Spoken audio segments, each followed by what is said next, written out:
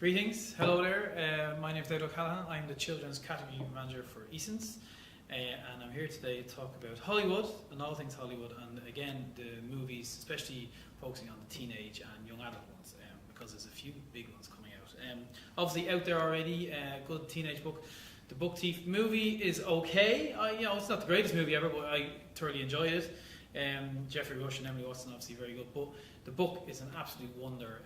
It's one of those books from the last 10 years that you always remember and go back to. It's been really strong and popular with book clubs. So that was The Book Thief. The first big one, as I call the first phenom, hopefully that is going to break out into the mainstream is Divergent. Veronica Roth's Divergent. This series I'm slightly obsessed with.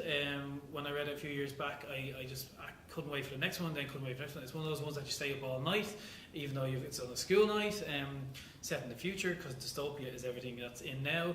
It's set in Chicago with factions, and it's just an absolutely fantastic read. The movie is looking like it's going to be a really, really humdinger. Opens on April 4th, and Shailene Woodley is the lead actress, plays Triss, and she is definitely a name because, as you'll see in a few minutes, she's everywhere when it comes to YA adaptations. So that's Divergent by Veronica Roth. Fault in Our Stars.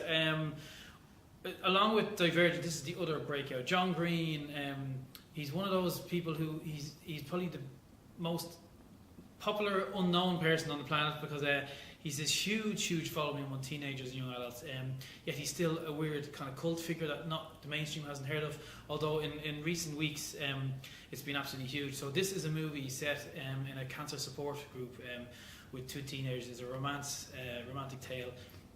It is absolutely beautiful, heartbreaking, tragic, but it is absolutely, again, Shailene Woodley is going to be in the movie. The movie looks stunning.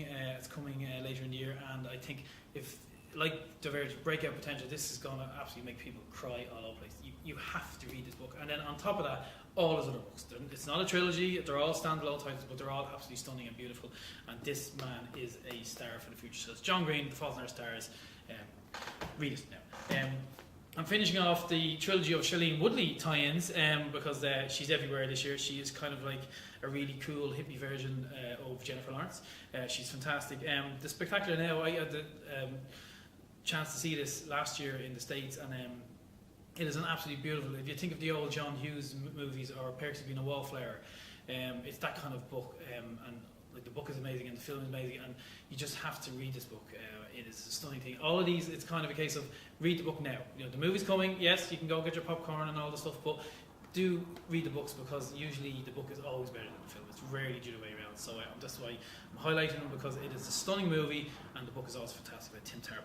That's Shailene Woodley and Miles Teller, who is another star of the future, who just is taking Hollywood by storm. So two really strong actors in an absolutely brilliant adaptation of a brilliant book. Vampire Academy opened in the States earlier in the year. Two films, teenage books made as movies can go into two categories. Can go into the don't do very well, and then there's ones that break out like Hunger Games and stuff like that. This opened earlier, didn't do great.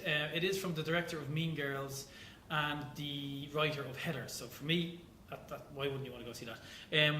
But what's important is Richelle Mead, the books that are based on, is absolutely fantastic. It's whether or not vampires are still vogue and vampires are still cool. Obviously Twilight kind of tired people out, but it is a totally brilliant series of books. There's 6 in the series.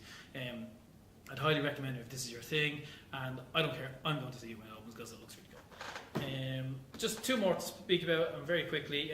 The Maze Runner trailer was just launched. Absolutely fantastic series. Again, dystopia, because all things dystopian are hot with teenage YA books.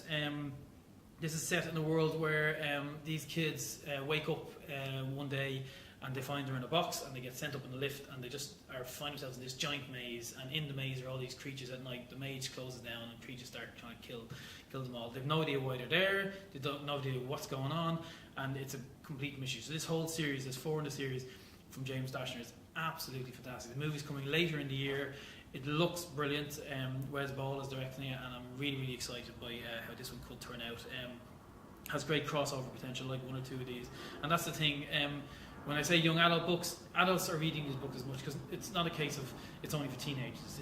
Everybody's reading these type of books these days because they're hot and they're what people want to read. So Maze Runner, just keep an eye on that, because that one by the end of the year should be on everybody's lips as trailers hit. And the final, as if you need any introduction, Mockingjay is coming in November. Anybody who hasn't read all the Hunger Games at this stage, what are you doing? Seriously. Basically, they've split Mockingjay into 2 parts, so that's what you're going to see in November, and that's what you're going to see next year. I know Suzanne Collins has been involved in the script. Anybody who saw Catching Fire, wow. And if this even has half the potential of that, I'm very excited. So Mockingjay is the finale of the Hunger Games series, split into 2 parts. Overall, yes, all these books, it's all about, you know, read them now before they become, because everybody's going to be talking about them, especially, as I said, these two, everybody's going to be talking about these 2 especially. Just read them now because they are brilliant books, and it'll all be tainted if you see them in the cinema first. So before the movie, read the book.